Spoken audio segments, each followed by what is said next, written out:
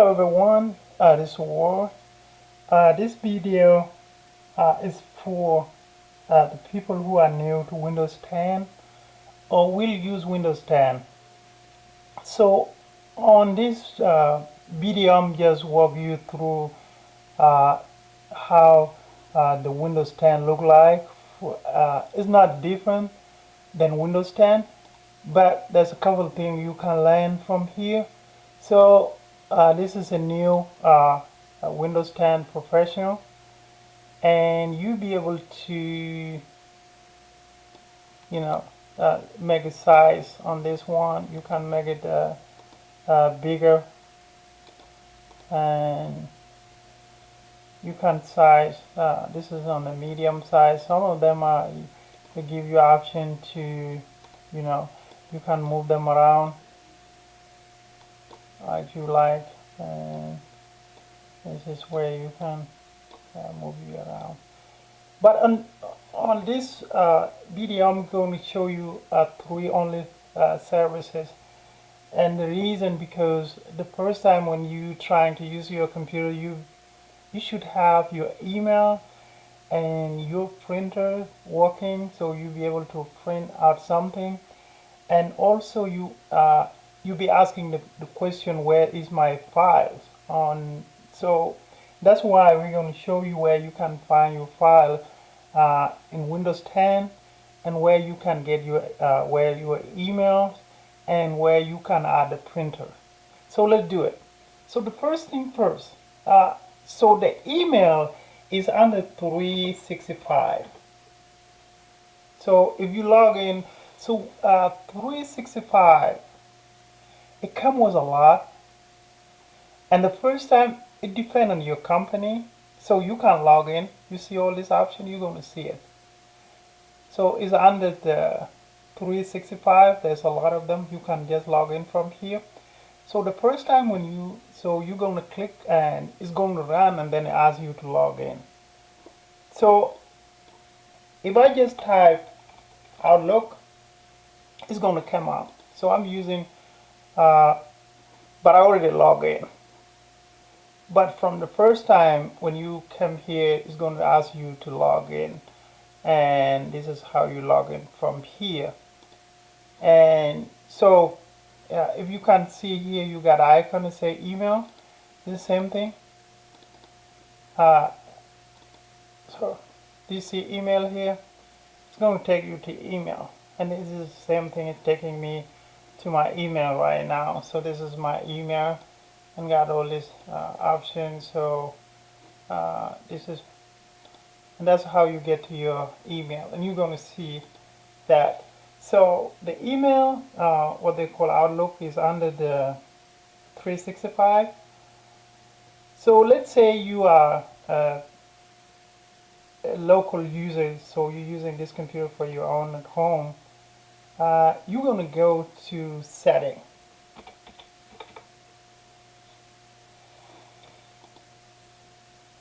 So on the setting, you should hit account. Here is your account here, and you'll be able to manage your account through here. So here it says family, and so I already logged in, as you can see, but you can add another person from your family. So you're going to need to create an account, as you can see here, if there's a child or adult. So you're going to choose whoever you want to add, and this is how you add the person here from your.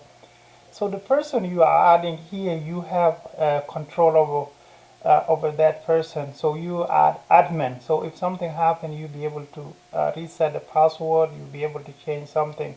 So if they're your kids, you'll be able to, set up the time where you can lock them off, because you are admin. You have a power over them.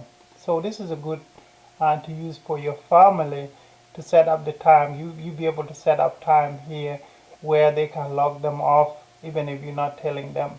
So this is all is a setting, limit the time here, and all these things. I'm not going to go through. I'm showing you where you can find those accounts. So the second thing is a printer. If you if you just type, I love to type here, the printer, but I'm going to show you there's a lot of different ways you can.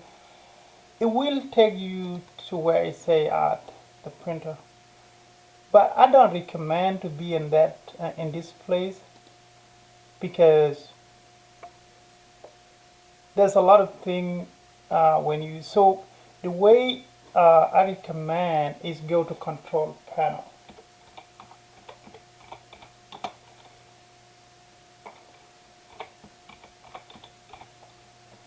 So on control panel here, you'll be able to do a lot than you can do in the setting.